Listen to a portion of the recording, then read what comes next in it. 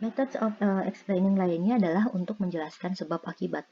Nah, dengan yang pertama adalah dengan causal chains ya. Jadi ketika tahap awal pemodelan causal chain ini membantu untuk membuat asumsi penyederhanaan tentang suatu kejadian ini mengarah pada kejadian lain berikutnya itu seperti apa dan bagaimana menempatkan sebab dan akibat di dalam suatu rantai linear ya. Jadi nanti si chain-nya ini atau rantainya ini akan membantu peneliti untuk menjelaskan secara eksplisit apa yang mungkin menyebabkan fenomena itu terjadi ya. Meskipun nanti si rantai ini mewakili penyederhanaan ini bisa membawa dasar dari suatu penjelasan yang lebih lengkap gitu. Jadi causal chain ini berguna ketika peneliti itu membutuhkan sedikit elaborasi atau penjelasan tekstual dari suatu kejadian yang berlangsung. Nah, causal chains ini merupakan cara yang paling tepat dan paling sederhana ya untuk berkomunikasi dengan pembaca ya, dengan pembaca yang membaca penelitian kita sampai akhir. Nah, ini tentang arti dari mekanisme yang mendasari suatu proses. Jadi si mekanisme ini bisa dielaborasi dan dihubungkan dengan rantai lain untuk membentuk model kausal ya. Misalnya untuk nantinya membangun within case causal networks ya. Nah, jadi di sini seperti yang contoh ditampilkan di sini, jadi ditampilkan di dalam suatu penampilan linear oleh peneliti itu mengenai suatu kejadian atau aksi ya yang menunjukkan tahapan yang masuk akal tentang sebab akibat. Jadi kejadian apa itu nanti akan menyebabkan kejadian apa, lalu menyebabkan kejadian apa lagi dan akhirnya menyebabkan kejadian apa gitu ya. Jadi menggambarkan rantai sederhana gitu ya untuk menjelaskan proses sebab akibat ini. Nah, kemudian berikutnya adalah causal network dengan within case analysis, di mana di dalam within case analysis ini diasumsikan bahwa beberapa variabel itu bisa memberikan pengaruh pada variabel yang lain. Jadi bukan hanya mempengaruhi tadi satu variabel saja gitu ya, yang mempengaruhi satu kejadian, tapi ada beberapa variabel yang mempengaruhi variabel lainnya. Misalnya ada variabel X yang menyebabkan munculnya variabel Y, atau variabel X itu bisa meningkatkan variabel Y, atau bisa juga menurunkan variabel Z ya. Nah, jadi causal network ini nantinya akan menunjukkan variabel-variabel yang paling penting yang ditunjukkan dengan kotak-kotak dan hubungan di antara variabel-variabel tersebut gitu. Nah, jadi alur hubungan ini adalah bisa searah atau lebih kepada alur searah karena dia merupakan sebab akibat gitu ya, daripada dua arah atau korelasional. Nah, untuk menunjukkan satu atau lebih variabel itu mengarah pada variabel lainnya seperti apa gitu. Jadi di dalam jaringan sebab akibat ini, peneliti itu bisa melacak berbagai kemunculan dan konsekuensi dari tema-tema tertentu, dari topik-topik penelitian tertentu yang ingin kita arahkan. Dan kemudian bagaimana konsekuensi dari tema-tema tertentu itu kita atur seperti apa displaynya gitu, tampilannya. Oleh karenanya, supaya ini bisa dibaca, si causal network ini bisa dibaca, tentunya perlu kita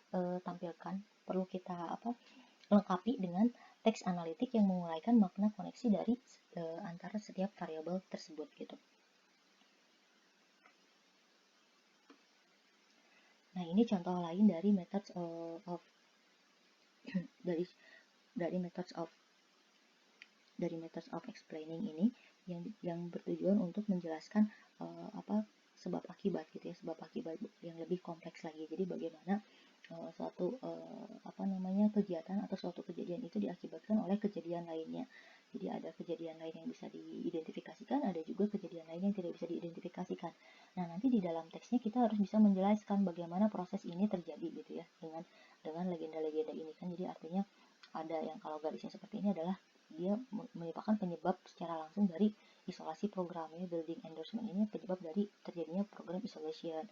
Terus program isolation ini nantinya akan mempengaruhi influence of innovation advocates, kemudian bisa mempengaruhi secara negatif terhadap institusionalisasi gitu ya. Itu tentunya nanti harus dijelaskan di dalam suatu bentuk teks narasi supaya orang pembacanya itu bisa paham akan prosesnya ini. Ini juga sama seperti itu. Jadi bagaimana di sini menjelaskan apa sih bedanya antara kejadian dengan kondisi gitu ya. Bagaimana sih kejadian sesuatu ini menyebabkan kondisi seperti apa gitu. Ini juga sama merupakan salah satu bentuk explaining dari sebab akibat. Yang berikutnya adalah methods of prediction ya. Methods of prediction ini pada dasarnya adalah suatu metode yang bertujuan untuk menampilkan prediksi keluaran yang dihasilkan berdasarkan analisis yang sangat cermat mengenai kondisi sebelumnya atau antecedent. Nah, jadi di dalam metode of predicting ini, prediksi yang digunakan itu adalah kesimpulan peneliti ya tentang kemungkinan perubahan dari suatu kejadian selama beberapa bulan atau tahun berikutnya. Nah, jadi prediksi ini bisa disusun atau dilakukan ketika proses analisis untuk kemudian kita sampaikan kepada partisipan. Dan akhirnya nanti partisipan itu bisa bereaksi terhadap keakuratan dari prediksi ataupun keakuratan alasan yang diberikan untuk membenarkan prediksi tersebut. Nah, matriks prediksi ini pada dasarnya sebenarnya bukan untuk meramalkan apa yang akan terjadi di masa yang akan datang, tapi lebih kepada meramalkan bagaimana konsekuensi dari tindakan yang dilakukan oleh seseorang gitu, oleh partisipan. Nah, yang pertama, methods of prediction ini bisa digambarkan dengan predictor outcome consequence matrix ya. Jadi ini merupakan matriks prediktor hasil matriks yang menunjukkan atau menunjukkan prediksi dengan menampilkan kondisi yang sebelumnya. Jadi prediksi suatu kejadian itu muncul karena kejadian apa gitu. Jadi ada kejadian sebelumnya yang dijadikan kondisi untuk memberikan hasil dan bisa dinilai konsekuensi dari kejadian tersebut. Nah, jadi si matriks variabel prediktor ini ya, jadi matriks predictor outcomes consequence ini biasanya itu bisa terdiri dari 3 komponen. Yang pertama adalah variabel awal yang menurut peneliti itu mungkin menjadi kontributor yang paling penting terhadap hasil atau outcome dari kriteria utamanya. Nah, kemudian konsekuensi yang diprediksi dari konsekuensi yang muncul karena hasil tersebut gitu. Jadi kita membuat prediksi terhadap konsekuensi yang muncul dari hasil yang dia peroleh dari si proses ini gitu. Nah, prinsip dasar dari matriks ini lebih bersifat kepada menjelaskan daripada murni deskriptif. Jadi kita ingin melihat apakah variabel awalnya ini atau antecedent condition ini bisa memprediksi ya, bisa ketika kita ada variabel presiden ini kemudian dia memberikan hasil ini, itu bisa memprediksi atau memperhitungkan konsekuensi yang muncul dari si hasil tersebut gitu.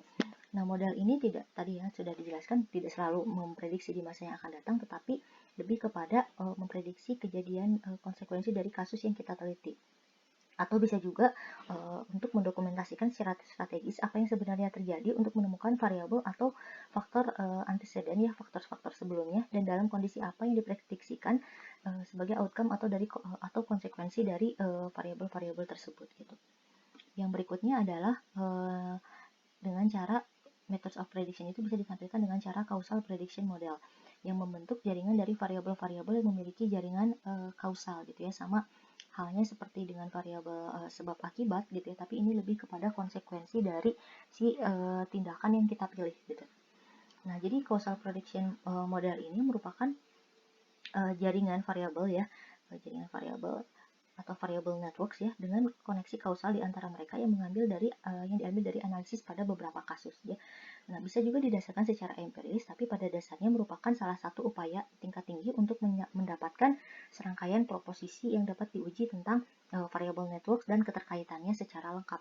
Jadi prinsipnya adalah di sini adalah ada satu bangunan yang bisa kita jadikan suatu teori untuk memprediksi sesuatu hasil gitu ya, sesuatu hasil yang mungkin atau konsekuensi dari outcome yang kita harapkan